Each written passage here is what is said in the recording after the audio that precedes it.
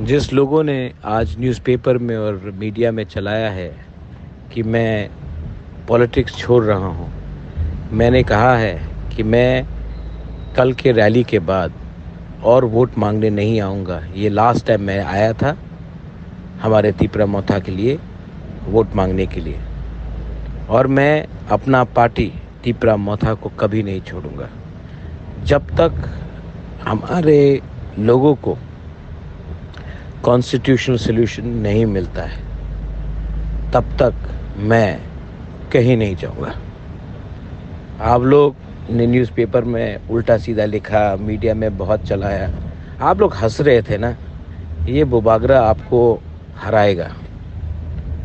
हराएगा और 2 तारीख को आपको हमारे सामने माफ़ी मांगना पड़ेगा। हर उस गरीब इंसान के सामने, हर उस तिपरासा के सामने आपको माफ़ी मांगना पड़ेगा। तब आपको मालूम पड़ेगा हमारा क्या पावर है। मैं पब्लिक लाइफ में पैसा कमाने के लिए और पोस्ट के लिए नहीं आया।